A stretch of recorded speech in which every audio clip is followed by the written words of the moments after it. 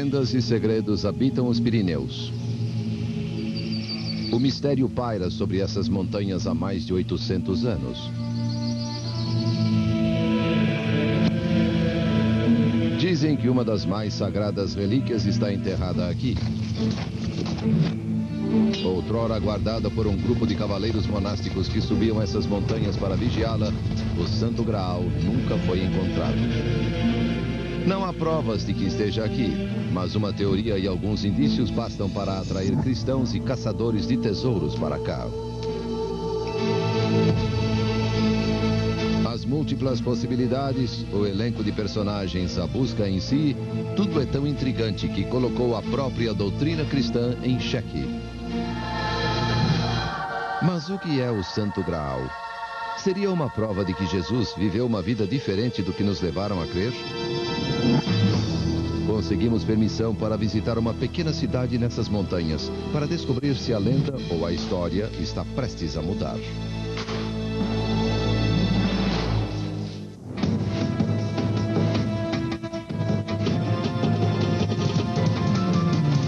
Investigando a história. O Santo Graal.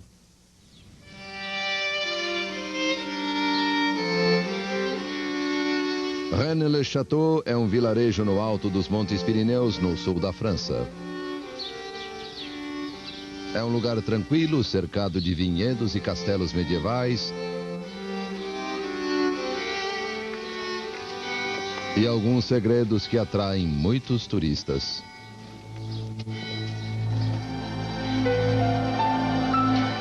Tudo começou no século XIX, quando o padre do vilarejo, Béranger Saunière, enriqueceu misteriosamente. Antes um pobre pregador, ele subitamente começou a receber convidados da alta sociedade e fazer viagens caras até Paris. A história que se conta há gerações é que Saunière encontrou alguns tubos de madeira em um pilar ao lado do altar da igreja. Dentro deles havia 4 manuscritos com mensagens escritas numa língua antiga. Pareciam passagens da Bíblia, mas com letras acrescidas formando um código secreto. Saunière teria conseguido decifrar esse código. 100 anos e muitos estudos depois, seu significado permanece um mistério. Alguns dizem que eram mapas de um tesouro secreto. Mas não é o que pensam os milhares de turistas que vêm ao lugarejo todos os anos. Acham que Saunière encontrou algo que usou para chantagear a Igreja Católica. Um segredo tão devastador, capaz de questionar toda a doutrina cristã. Acreditam que ele achou o Santo Graal, mas não o que a cristandade nos levou a crer.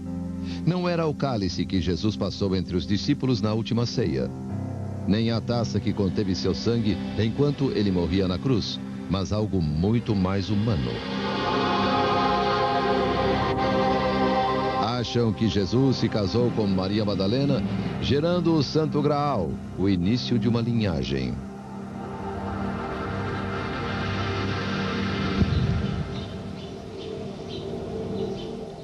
Este homem é um dos responsáveis por essa crença. Seu nome é Michael Bagent, coautor de um livro em que propõe essa controvertida teoria. I think the whole concept of the cup is this symbol of a container of the most holy lineage, the most holy blood. And the most obvious container of the holy blood actually is a woman in giving birth to a child of the dynasty. And to our reasoning is that this chalice symbol is simply a way of disguising this line of David descent. Would Jesus have married Mary Magdalene? I see no reason why he shouldn't have. What's the first commandment of God? Be fruitful and multiply. Look, if Jesus hadn't married someone, it would have been one of the accusations that people would have flung against him. It would have been very unusual. Only people involved in specific sects in ancient Judaism didn't marry. Much more likely Jesus married. Mary Magdalene was one of his closest colleagues. Ela teria se tornado o Santo Graal. Bagent e os outros autores passaram anos pesquisando para escrever o livro. Estudaram a Bíblia e os escritos dos fundadores da igreja, além de documentos de coleções particulares e de bibliotecas em toda a França e Inglaterra. Quando publicado, o livro recebeu manchetes e críticas da Igreja Católica e de historiadores, mas também conquistou seguidores. No ano passado, quando o Código da Vinci de Dan Brown foi publicado, o mundo todo atentou para a teoria de Bagent.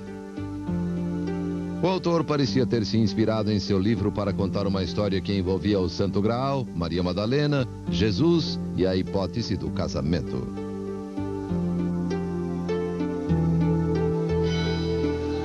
Mas há um mistério a mais em Rennes. Está ligado ao padre do local, Saunière, e os manuscritos que ele encontrou escondidos no pilar da igreja e com os quais enriqueceu.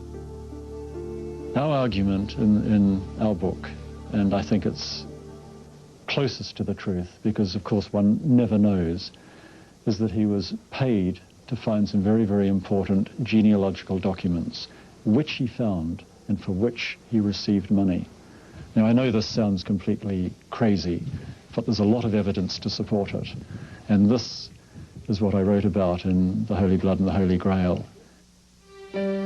2 dos 4 documentos encontrados foram destruídos em um incêndio. Os 2 outros desapareceram. O que havia nesses escritos? Provas de que Jesus e Maria Madalena se casaram e tiveram filhos, como uma certidão de casamento ou de nascimento? E como as relíquias foram parar no sul da França? As respostas permanecem ocultas nessa pequena aldeia dos Pirineus há quase 100 anos. O padre do vilarejo, Saunière, morreu em 1917, levando seu segredo consigo. Mas antes de morrer, deixou suas próprias mensagens cifradas para as futuras gerações. Reformou a igreja, adicionando estranhos detalhes. E mandou construir uma torre perto da igreja chamada Torre Magdala. A própria igreja se chama Maria Madalena.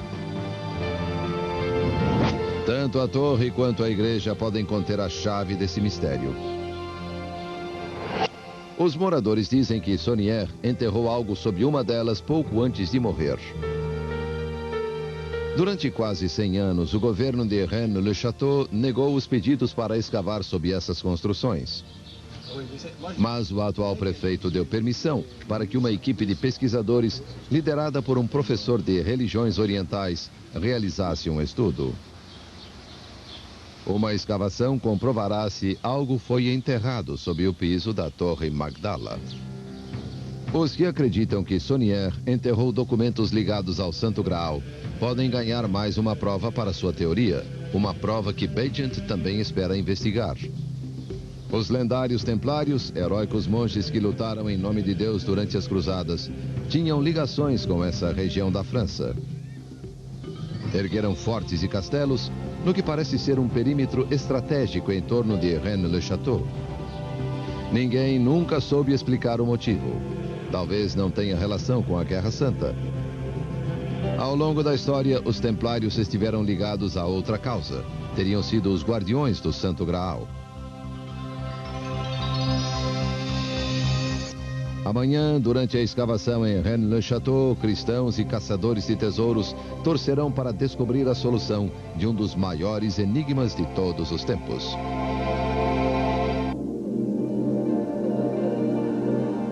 Escritores e aventureiros têm procurado o Santo Graal, desde que lendas sobre ele surgiram no século XII. A crença mais comum é de que foi a taça que Jesus usou na última ceia para simbolizar seu sangue. A mesma taça que José de Arimateia usou para recolher o sangue de Cristo na crucificação. Segundo a lenda, a pessoa que se apossasse dela obteria poderes transcendentais.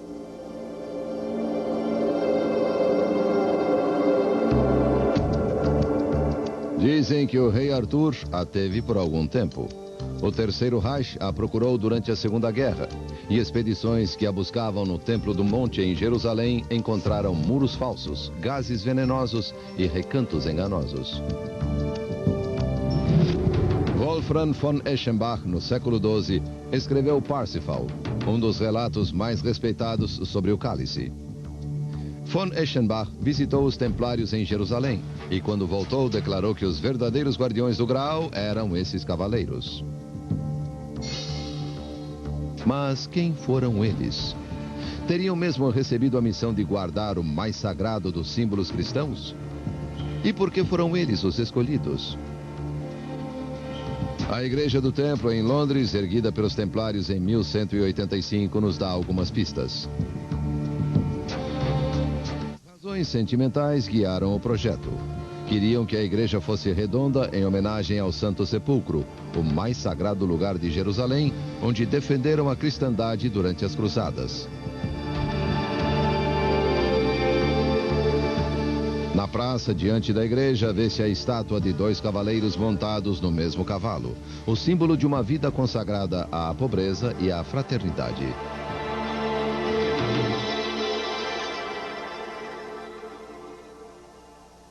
Na rotunda, cercadas por vitrais e protegidas por gárgulas, estão as efígies de 9 cavaleiros.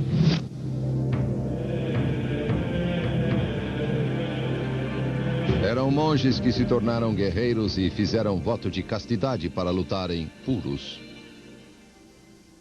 Eles lideraram as cruzadas até a Terra Santa e montaram guarda sobre ela enquanto chegavam outros peregrinos europeus. Muitos morreram pela causa. Ao longo de 200 anos, eles foram banqueiros, arquitetos e latifundiários, mas, antes de tudo, foram guerreiros.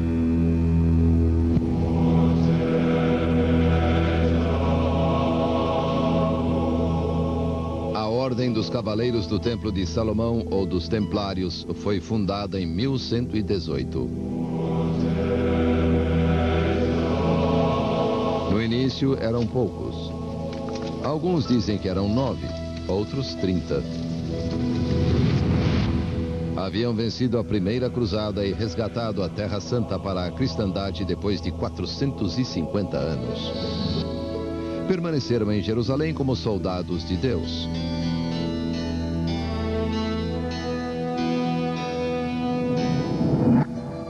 No lugar das peles, sedas e joias dos outros cavaleiros, usavam vestes brancas, símbolo da pureza e castidade, com a cruz vermelha das cruzadas estampada sobre o peito.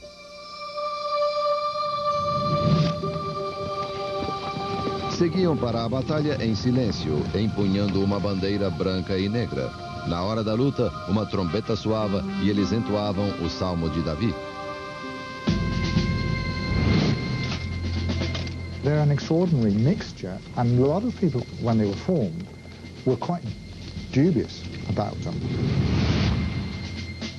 Medieval men didn't like the idea of what they called a hybrid. You had to be one thing or the other, and there was no previous precedent for people who took monastic vows, poverty, chastity, and obedience, but on top of that also took a vow to defend the holy places. So they were absolutely unique organization in European history.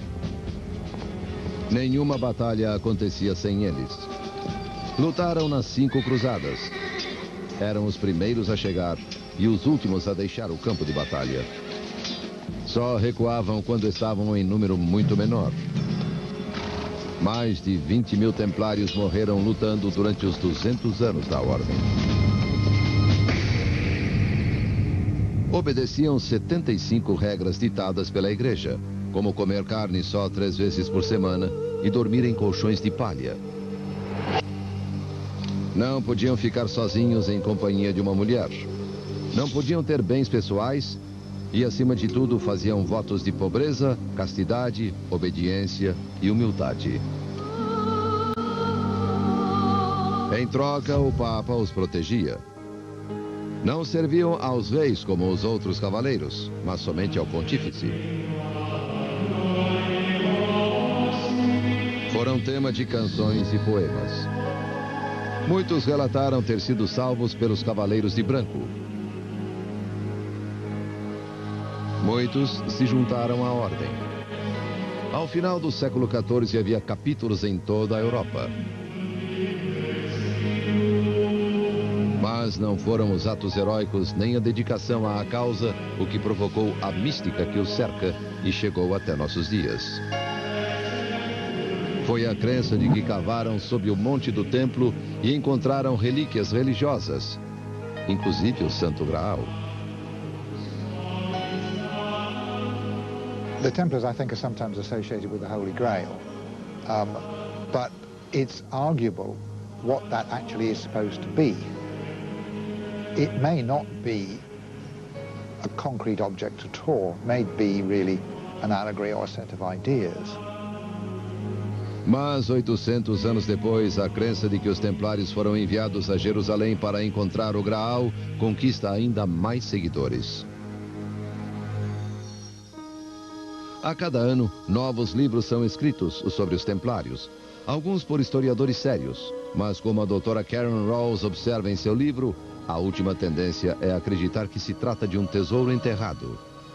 8 séculos depois, os templários não param de inspirar lendas.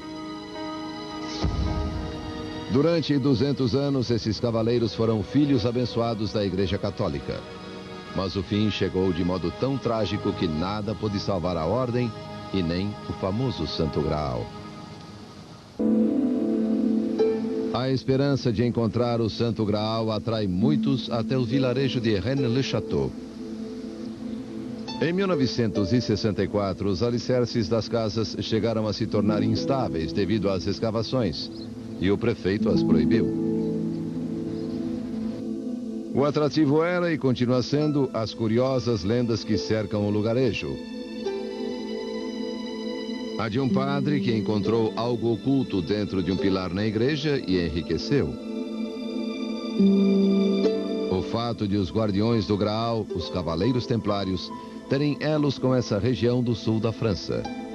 E a controvertida teoria proposta no livro Holy Blood, Holy Grail, de que Maria Madalena e Jesus se casaram, e que o Santo Graal não é um cálice, mas uma linhagem que os dois fundaram.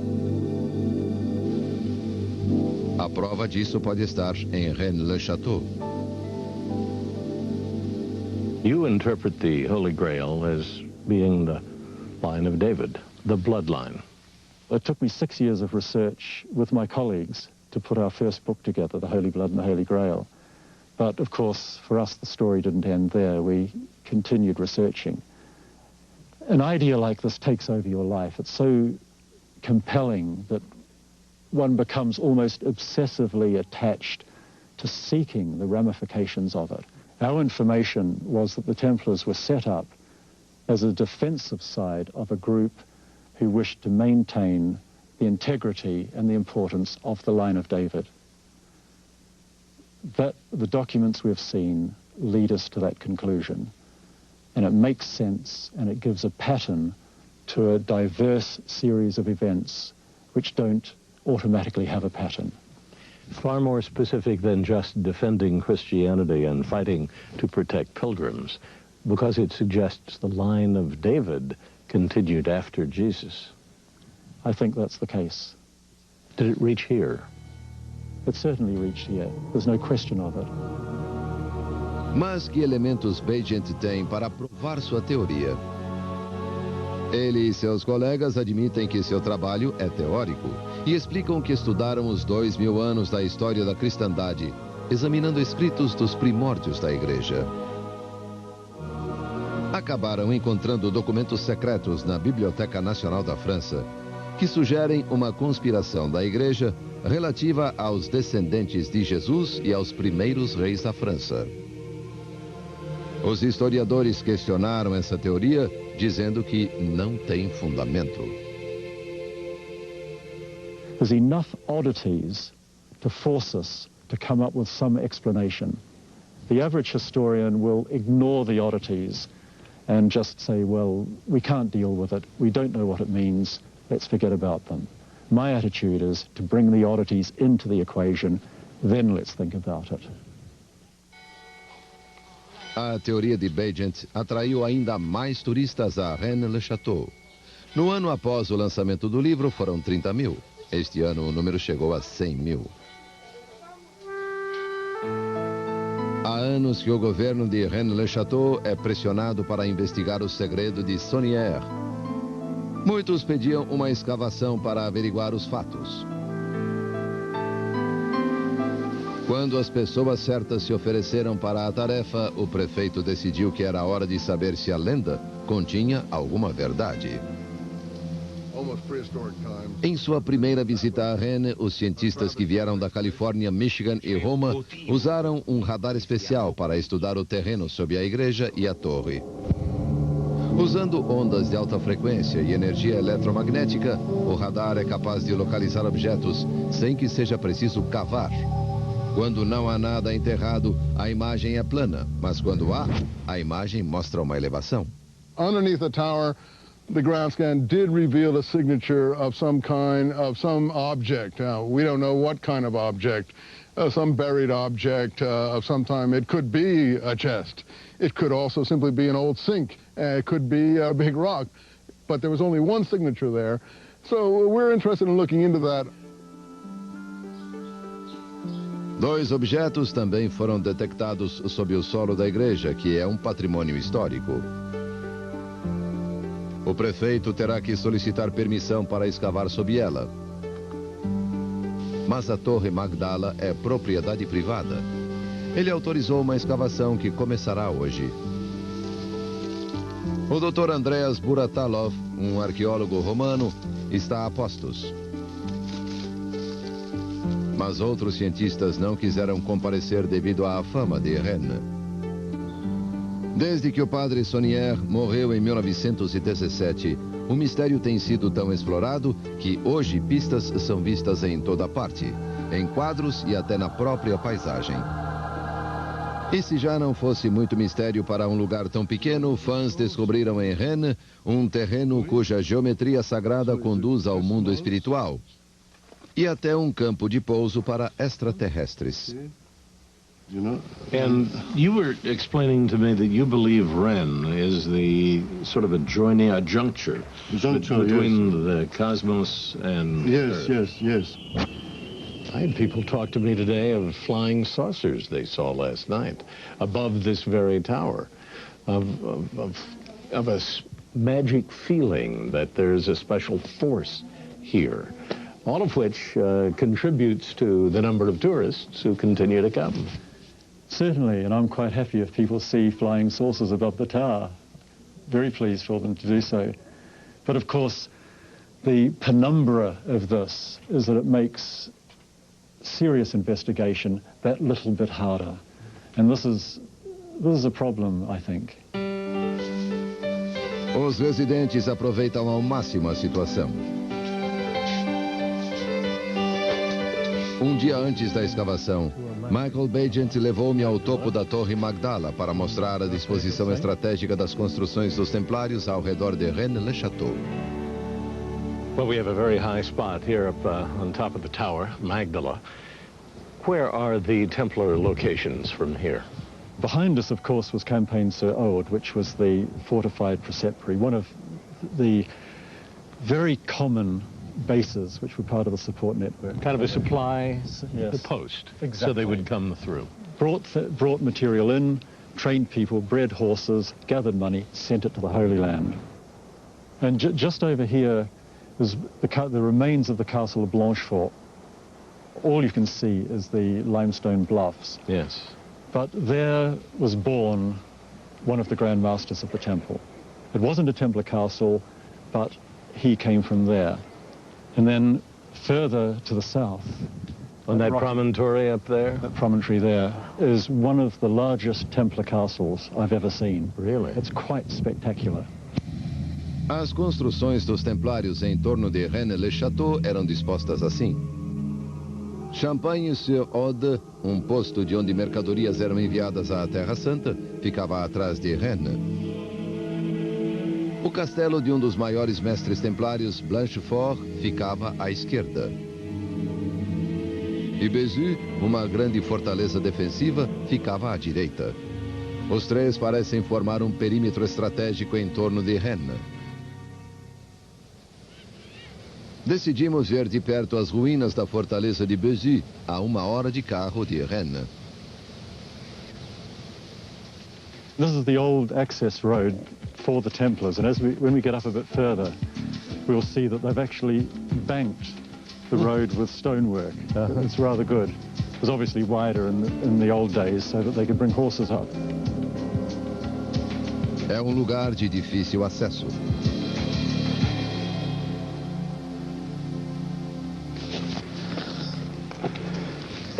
They didn't want other people getting up here easily, that's for sure. Let's go out on the point.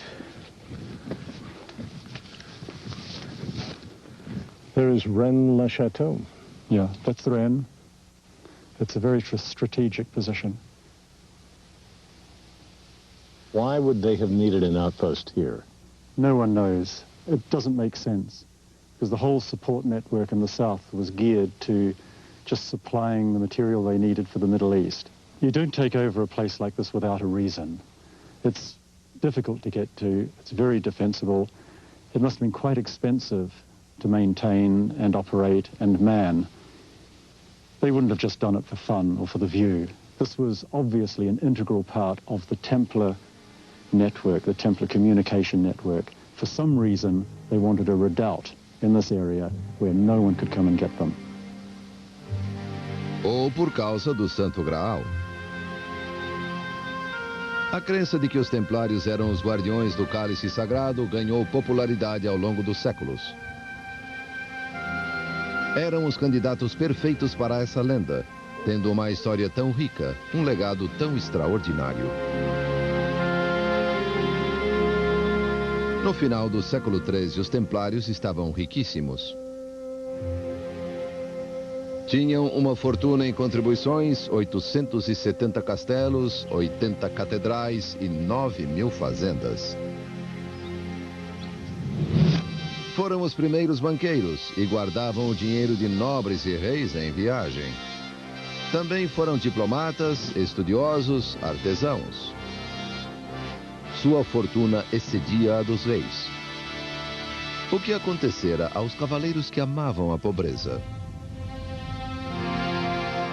Embora poucos admitissem, muitos achavam que os templários haviam deixado de ser humildes, haviam se tornado ricos e arrogantes, e suas reuniões secretas despertavam suspeitas.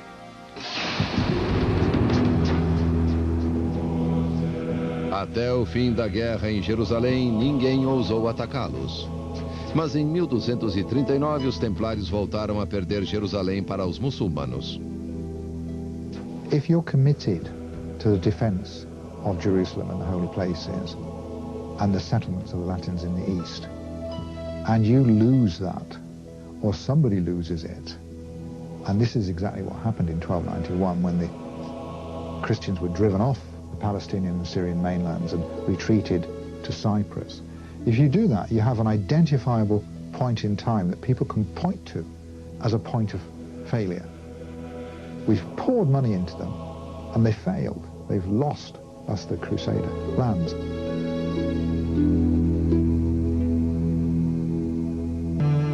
Em 1307, um dos maiores inimigos dos templários, o rei da França, Felipe o Belo, bolou um plano.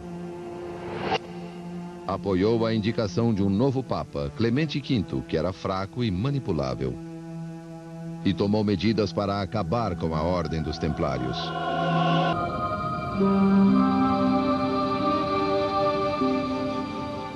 O prefeito decidiu começar bem cedo as escavações sob a Torre Magdala por uma questão de privacidade. A solução para o mistério do Santo Graal pode estar em jogo, e ele não quer a presença de milhares de turistas. O prefeito quis afastar os turistas, mas não a imprensa. Ele sabe que as notícias atrairão ainda mais turismo para a pequena cidade. Okay, what do we have here? Um dos cientistas presentes, Ron Duvet, examina as imagens do radar mais uma vez. Usando energia eletromagnética, o radar identificou um objeto sob o chão da torre. You can tell with the way that the sediment is that something has happened right in this area. Most likely in this case, somebody has dug something there. You know, nobody knows, and I'm kind of excited at the chance to see what this is. I find it rather interesting in as much that this object lies almost in the center of the tower, and that tells me that this, whatever it is, was put there purposely.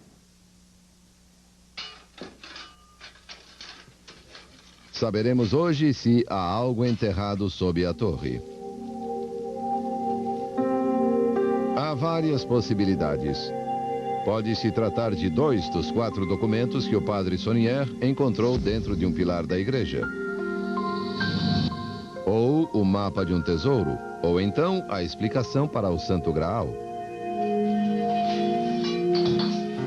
A maioria dos presentes busca informações sobre o Santo Graal, mas, ironicamente, o líder da equipe, o Dr. Robert Eisenman, procura algo totalmente diferente, uma ligação com os pergaminhos do Mar Morto.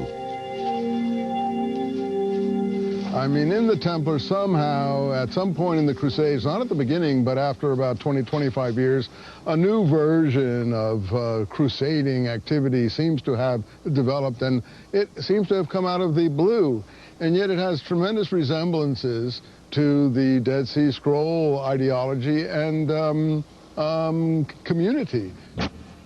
You have the War Scroll from Qumran. It's one of the most famous Dead Sea Scrolls. It's called the War of the Sons of Light against the Sons of Darkness. An ideology such as that, to my mind, connects up very closely with some of the things that we know about the Templar movement and some of the thinking that may have gone on in the Middle Ages that gave rise to this. Muitos mistérios cercam a Ordem dos Templários. O professor Malcolm Barber, um dos maiores estudiosos da Ordem, chama a atenção para o modo como terminou. I think because they were so brutally suppressed, in a very dramatic way, it has led people to believe that maybe something from the temple survives and survived after the suppression, that it wasn't the end of the line. A Ordem dos Templários foi suprimida em 13 de outubro de 1307, uma sexta-feira 13. Por isso esse dia ganhou uma fama tão sinistra. O rei da França, Filipe, tinha motivos para odiar os Templários. Quando sua esposa morreu aos 21 anos, ele pediu para entrar na Ordem, mas foi recusado. Precisava de dinheiro, seu reino estava em crise, e dizia-se que os Templários formariam um estado próprio no sul da França. Armado com informações fatais para a Ordem, Filipe mandou que 2.000 Templários fossem presos em todo o país.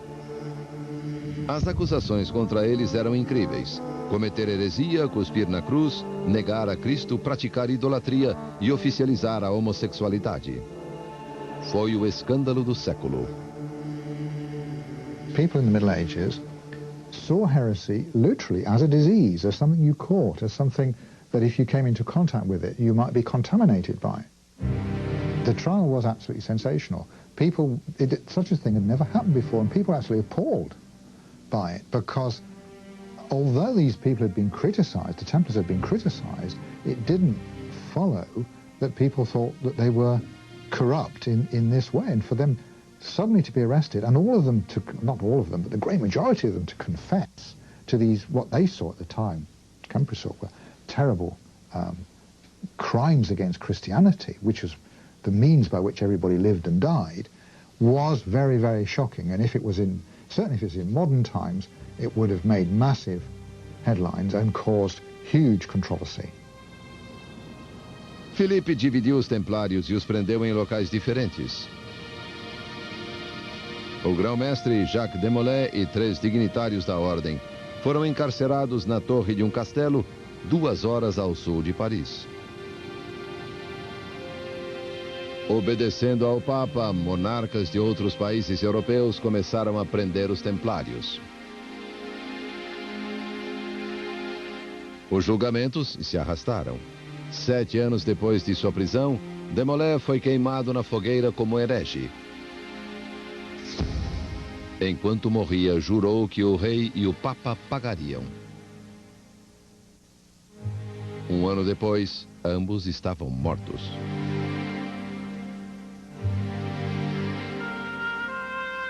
Ao todo, 54 templários foram executados. Outros passaram a vida na prisão.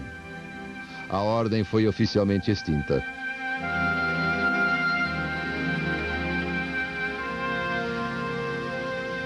Apenas um grupo de templários sobreviveu ao massacre. Segundo relatos, viviam num castelo sobre um monte de fronte ao vilarejo de Rennes-le-Château.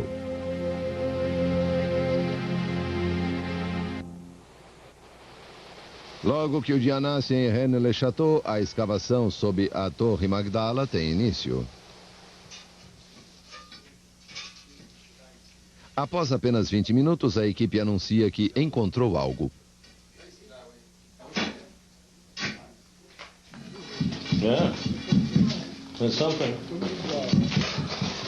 Parece madeira. Está na lateral da abertura. A equipe mostra ao prefeito as lascas de madeira. Recomeçam a cavar. 5 minutos depois, o prefeito verifica o radar e pede uma medição.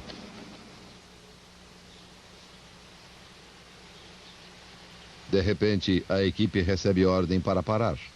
O prefeito diz que chegaram à marca mostrada no radar. A decepção é geral. Não passa de uma pedra grande. E ele anuncia o fim da escavação. Um século de especulações sobre o elo da aldeia com o Santo Graal não deu em nada. Mas será mesmo? Não existe explicação para as lascas de madeira. A investigação não prosseguiu perto de onde foram encontradas. O prefeito já discute a próxima escavação sob o chão da igreja.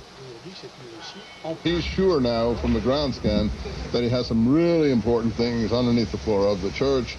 That is, clearly the signature is not just of a rock, but of two fairly significant sepulchres. And if he can find that, of course, his town is on the map for bigger and better things. So he will now apply perhaps to dig there? He's going to certainly move as all political forces that he can muster to get some movement on that front. As dúvidas sobre a escavação permanecem. Por que foi interrompida quando lascas de madeira foram encontradas? Haveria uma arca enterrada na lateral da abertura? Ou seria pedir demais? Os mistérios que cercam o Santo Graal são profundos. E este, em Rennes-le-Château, está longe de terminar. Mas revelações sobre o destino dos templários continuam a ser feitas. Novos indícios sugerem que os guardiões do Graal tiveram um fim diferente do orquestrado pelo rei Filipe. O estudioso Malcolm Barber, que pesquisou as acusações de heresia lançadas por Filipe, descobriu que as provas contra eles eram fracas. The evidence that was presented was largely acquired by torturing the Templars into making confessions. I don't think there was much evidence to suggest there was any heresy in the temple before the arrests. I don't think that they were guilty of the charges that were placed against them. Livros como o de Barber ajudaram a limpar a imagem dos templários. E uma recente descoberta feita pela doutora Bárbara Frale no Vaticano confirmou que eles foram executados por crimes que não cometeram. A doutora Frale é especialista em paleografia, uma ciência que decifra antigos manuscritos. Enquanto pesquisava os papas medievais nos arquivos secretos do Vaticano, ela encontrou um documento do século XIV que estivera perdido por 700 anos. Conhecido como Pergaminho de Chinon, é um documento oficial assinado pelo Papa Clemente V, perdoando os templários de todas as acusações de heresia. Depois de analisar as inscrições e confirmar que eram legítimas, ela as mostrou aos estudiosos dos templários. Tutti e quattro mi hanno confermato che questo documento era ignoto alla comunità scientifica internazionale e a questo punto punto abbiamo dovuto ammettere che ci trovavamo dinanzi ad un documento rimasto ignoto a tutti per ben 700 anni. Nada indicava que o documento fora oculto de propósito. A questão é, por que o Papa não o divulgou a tempo de salvar os templários da execução? In realtà il Papa non poteva muoversi, era addirittura sorvegliato all'interno della stessa corte pontificia da agenti e spie del re di Francia che erano pronti a comunicare al Papa a comunicare al sovrano ogni più piccolo spostamento del Papa. Era costretto veramente quasi a vivere in segreto. Abbiamo ad esempio degli episodi stranissimi. Un giorno il pontefice prese e partì per una località sconosciuta. Mas Clemente não queria ficar para a história como nada mais do que uma marionete de Filipe. Assim que pôde, enviou seus cardeais em segredo até a prisão de Chinon. Jacques de Molay, o grão-mestre e 3 dignitários da ordem ficaram 7 anos aprisionados na torre da prisão, onde foram torturados até confessarem os crimes de que eram acusados. Voltavam para a cela fria de pedra e cobriam as paredes de inscrições, desenhos e símbolos sagrados que lá estão até hoje.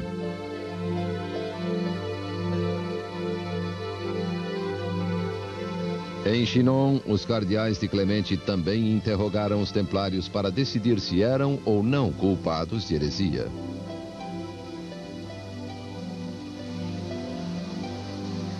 Non si è trattato di un proscioglimento, cioè i templari non sono stati dichiarati innocenti semplicemente, perché purtroppo interrogandoli il Papa si rese conto che qualche colpa l'ordine l'aveva realmente commessa e se vuole potremmo parlare in dettaglio di questa che è forse l'unica vera colpa dei templari, ma comunque in base alle prove raccolte non si poteva affatto dimostrare che i templari erano eretici.